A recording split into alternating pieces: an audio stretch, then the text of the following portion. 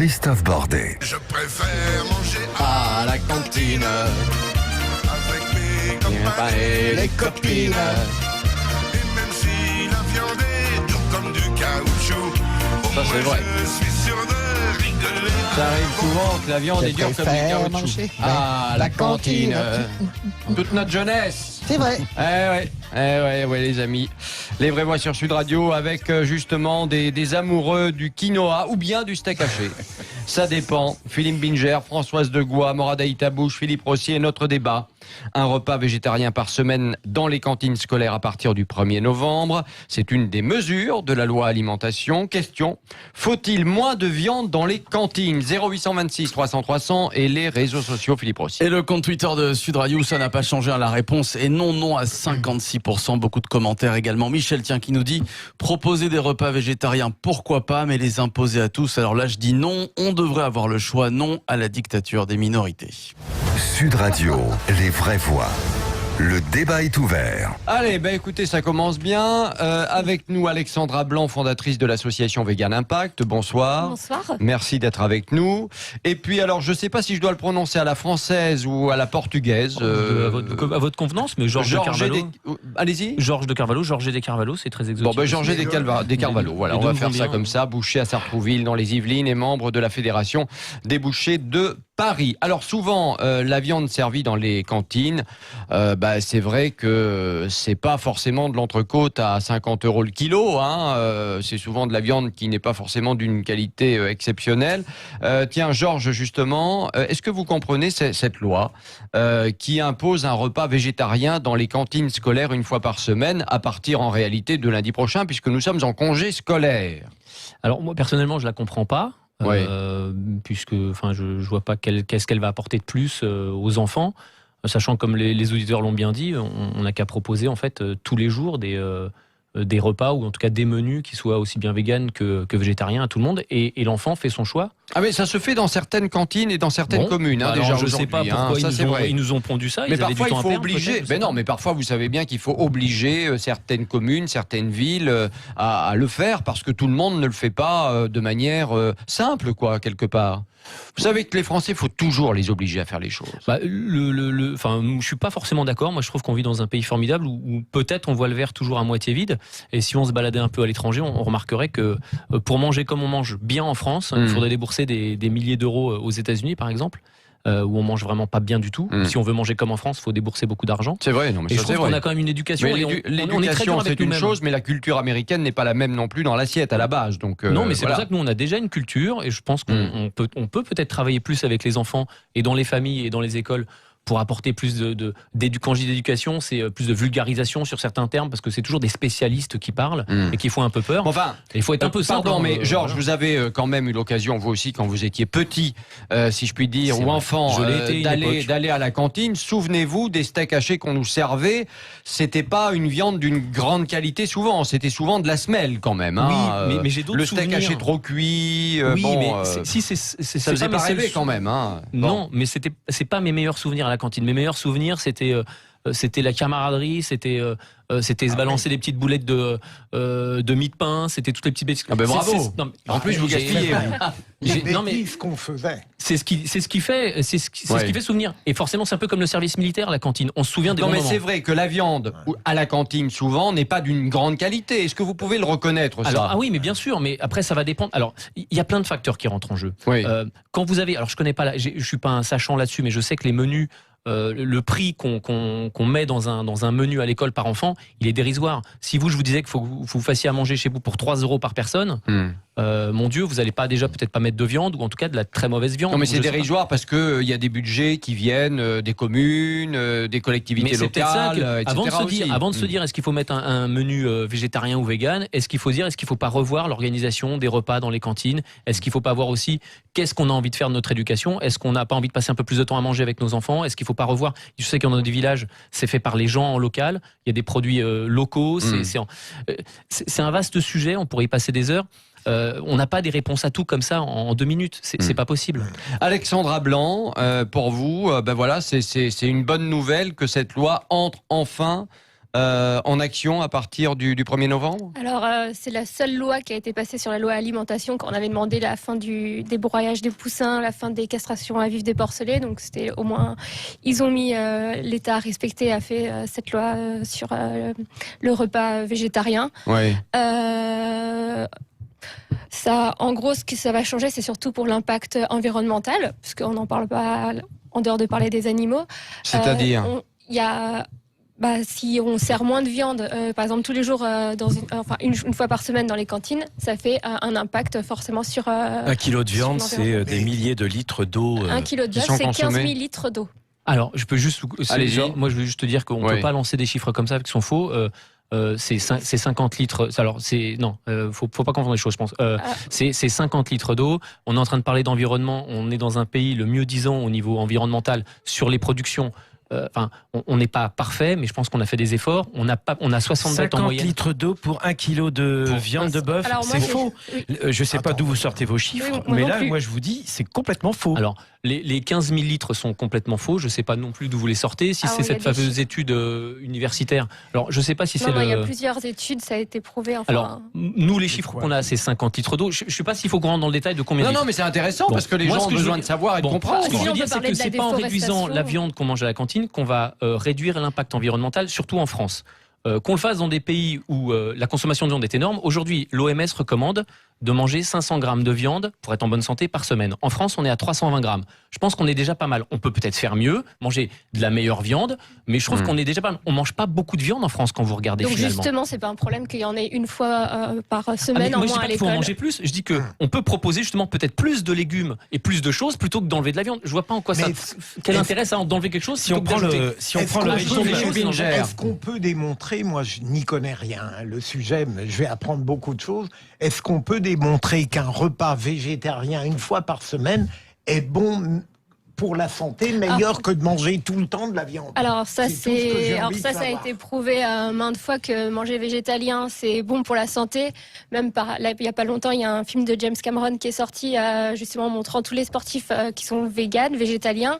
Les gladiateurs, dans le temps, étaient végétariens, ne mangeaient pas de viande. Donc on n'a pas du tout besoin de cette surconsommation de protéines qui justement entraîne des maladies. Venir témoigner en disant qu'ils étaient là-dessus. Non, oui, alors, la surconsommation de viande. Léonard de Vinci était un grand végétarien. Tout à fait. Et quand les grands génies sont des végétariens, on se dit c'est pas mal d'être végétarien. C'est pas ça, c'est même ça a été pour des maladies cardiovasculaires, ça a été prouvé que la consommation, on surconsomme de la viande dans nos pays occidentaux. Il y a du diabète de type 2, il faut réduire la viande pour notre santé et surtout pour l'environnement. La déforestation, c'est l'élevage. C'est pas que l'élevage. C'est pas que l'élevage, mais c'est quand même beaucoup. Oui, mais c'est le soja OGM pour le bétail. Non, mais on est d'accord. Mais Françoise Degois. On connaît bien tous ces sujets, donc c'est très bien. Je peux pas laisser passer. Non, mais je suis d'accord avec vous, Alexandre. Mais je suis d'accord sur plein de sujets, sauf que dire que c'est l'élevage en France qui fait que l'environnement va mal. En général. Voilà, oui, mais là, on parle des cantines françaises, on va pas parler des cantines aux États-Unis, parce que si on regarde le menu des cantines aux États-Unis, c'est une aberration écologique. Donc, honnêtement, sur la France et sur l'élevage, on a quand même une capacité. On a gardé des éleveurs. Ce pays a gardé des éleveurs au prix même de leur souffrance. 60 têtes en moyenne en France. Au prix même de leur souffrance financière, au prix même de leur souffrance sociale, les éleveurs. Donc là, vous parlez des grands élevages au Brésil, aux États-Unis. Écoutez, je voudrais terminer. Je trouve qu'il y a quelque chose. Moi, je suis assez d'accord pour qu'on avance sur le vegan, etc. Évidemment sur l'environnement. Je trouve qu'il y a quelque chose d'un peu dictatorial quand même, pour moi, à imposer comme ça un menu vegan à la cantine. Voilà. Végétarien. Non, végétarien. Mais je trouve mais pourquoi on ne laisse pas le choix? Non, mais moi, ce qui me gêne, c'est l'imposition. Et pourquoi on impose de manger des animaux? Les animaux, ils ont rien demandé. Nous, on nous impose. La société nous impose. Attendez, juste une chose. La société nous impose de manger des animaux depuis qu'on est petit. Quand vous dites, pas réfléchir. Non, mais quand vous dites les animaux, ils ont rien demandé. Moi, je pense une chose personnellement. Si on tue plus aucun animal, Je pense que demain, on va quand même avoir un problème. Non, il n'y aura pas de problème. Ah ben si, il y en aura, il y en aura partout. On arrêtera d'inséminer les animaux, ils se parce qu'ils vont reproduiront quand même se reproduire. Est-ce que c'est le débat? Bien Je sûr suis que pas c'est qu'ils se sûr. reproduisent, les animaux. Mais bien sûr, dans l'élevage, c'est l'insémination. Mais artificielle. moi, je veux dire que- Alors là, Mais vous pas arrêtez que. tout de suite, même dans les petits Non, mais élevages. attendez, mais Vraiment, pas que. Mais pas que, mais pas Mais que. si on laissait le choix entre On végétarien a et le la droit de viande, choisir quand même. Et les animaux, oui, ils ont mais le droit de François, choisir de vivre. Alors, est-ce que les est-ce gens que ne les animaux- prendraient pas systématiquement la viande si Non, on mais il y a une- proposait je le suis d'accord. végétarien ou la Mais viande? alors, j'en sais pardon rien. de vous dire, mais moi, je vais vous parler d'une expérience personnelle qui me touche Rapidement, allons-y. très très rapidement. Alors, moi, j'ai 2 filles, dont une de 16 ans qui est végane. Je suis boucher. Oui. Alors, Ah ben ça a dû vous tordre le cœur. pas ça. du tout. C'est- ah bon. Et c'est pas du tout pour m'emmerder qu'elle a fait ça. C'est parce que c'est une vraie conviction. C'est la souffrance animale aussi. C'est plein de choses. Et je On va suis en très parler, fier là, d'avoir de élevé ça, une oui. fille qui devient une femme, qui a ses propres convictions, qui est féministe aussi et qui milite pour l'égalité.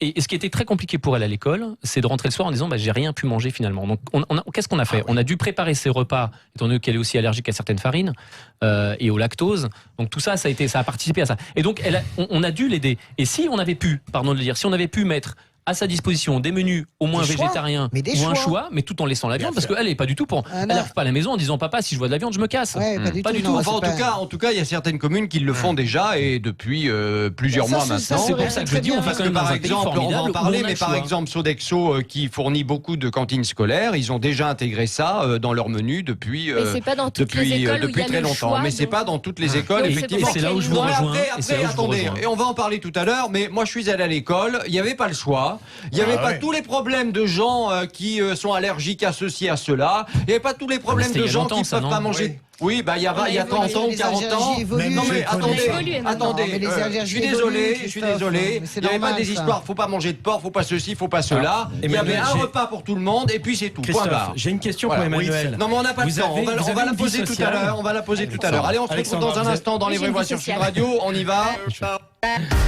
Un repas végétarien par semaine dans les cantines scolaires à partir du 1er novembre. C'est une des mesures de la loi alimentation. Faut-il moins de viande dans les cantines? 0826 300 300 et les réseaux sociaux Philippe Rossi. Et le compte Twitter de Sud Radio, c'est toujours assez partagé sur le sujet. Et la réponse est non, non à 53%. Eh bien voilà, à tout de suite dans les vraies voix sur Sud Radio. Yes, I'm going. Yes, I'm going. Goodbye, baby. Yes, I'm going. Yes, I'm going. Sud Radio. Parlons vrai. Sud Radio, parlons vrai. Parlons vrai. Sud Radio, parlons vrai. Sud Radio. Parlons vrai. Les vraies voix Sud Radio. Christophe Bordet. À la une des vraies voix sur Sud Radio, la réforme de l'assurance chômage, moins de droits, plus difficile à renouveler. Question, la réforme de l'assurance chômage va-t-elle plus précariser les demandeurs d'emploi? 0826 300 300. Autre débat dans les vraies voix aujourd'hui, un repas végétarien par semaine dans les cantines scolaires à partir du 1er novembre. C'est une des mesures de la loi alimentation. Question, faut-il moins de viande dans les cantines? Là aussi, vous êtes les bienvenus à tout à l'heure, 17h. Les vraies voix sur Sud Radio avec la suite de notre débat qui est particulièrement animé. Un repas végétarien par semaine dans les cantines scolaires à partir du 1er novembre. C'est une des mesures de la loi alimentation. Et cette question, faut-il moins de viande dans les cantines?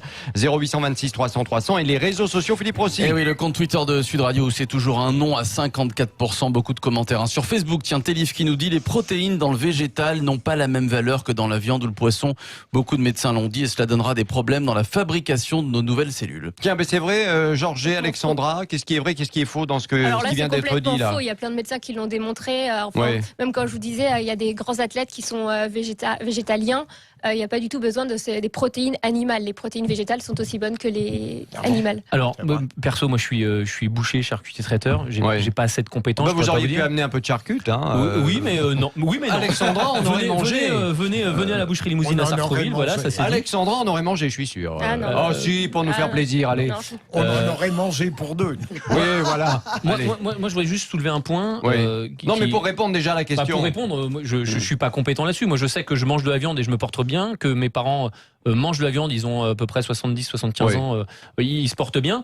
Maintenant, c'est une question de dosage. Nous, on mange de la viande régulièrement, mais pas tous les jours. On mange des légumes, pas tous les jours non plus. Enfin, on est juste normaux, on fait attention à ce qu'on fait.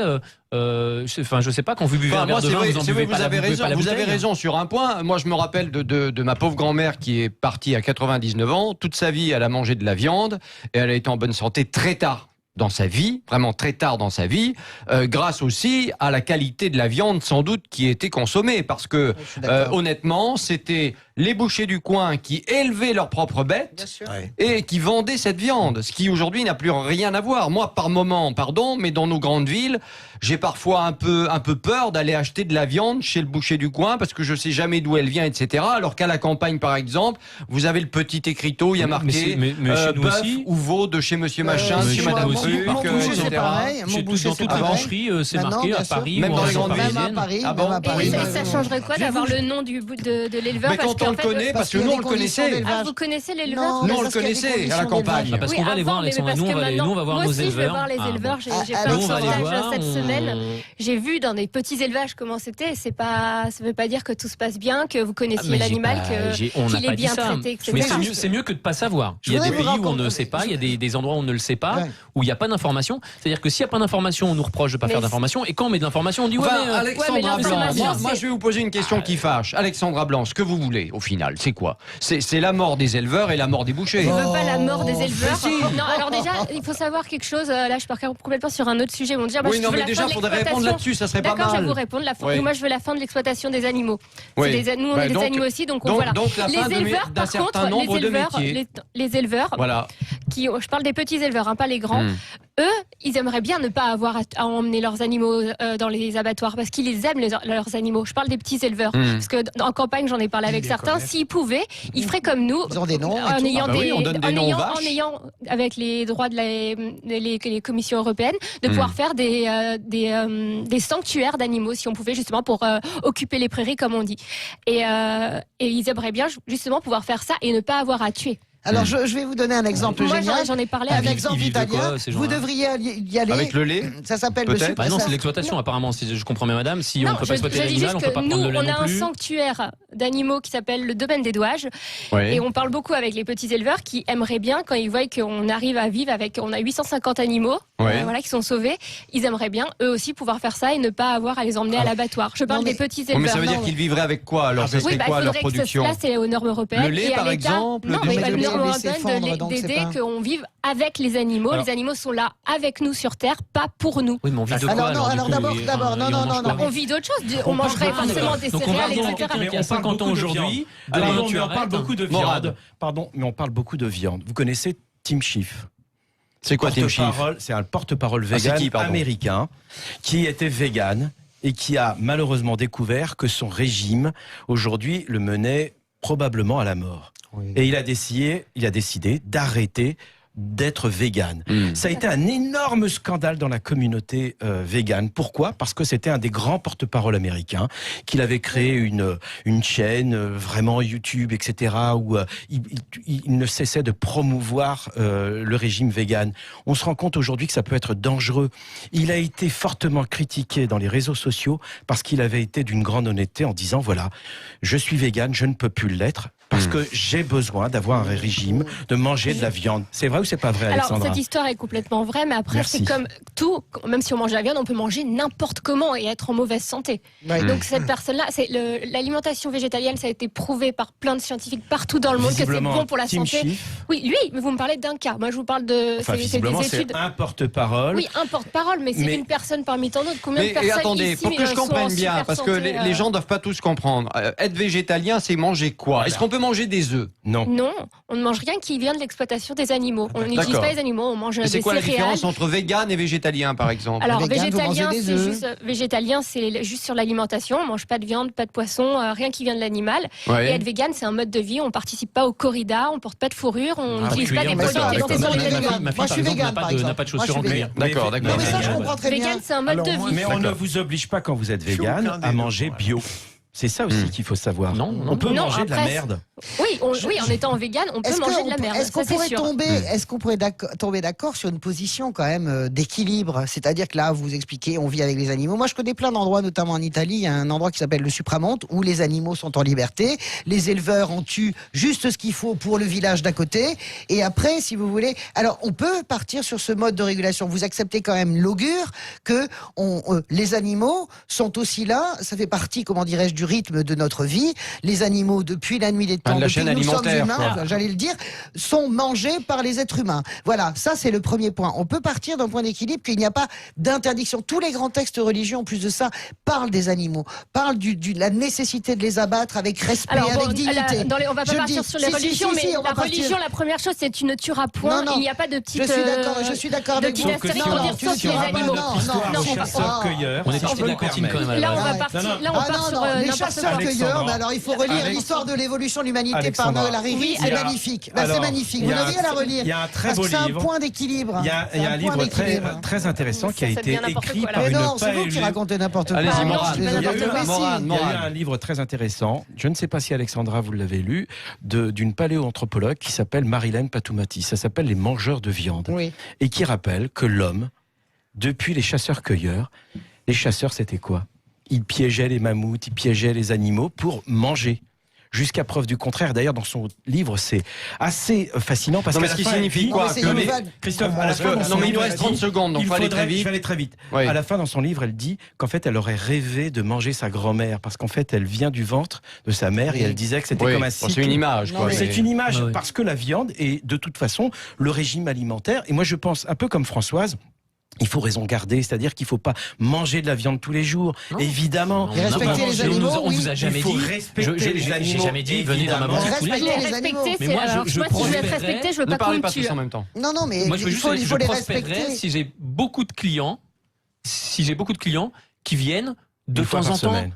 Je sais pas, mais tant qu'ils sont en dessous des recommandations de l'OMS, moi je veux des gens en bonne santé. Nous, c'est le dictat en fait. On veut des gens en bonne santé. Il faut juste rappeler quand même qu'il y a 3 millions d'animaux qui sont tués chaque jour dans les abattoirs français. Donc sur les abattoirs. Oui, mais c'est une grande filière économique aussi. Donc on mange quand même de la viande. Et ce que vous voulez, c'est la fin de cette filière économique, c'est tout. C'est une réalité. Pour évoluer, créer une nouvelle filière économique. On aimerait que arrête de légiférer pour tout et n'importe quoi. Pourquoi demain pas une journée sans portable? C'est la fin de notre débat, une journée sans enfants et un week-end sans belle-mère aussi peut-être. Bon, merci à tous en tout cas. Allez, le résultat de notre débat.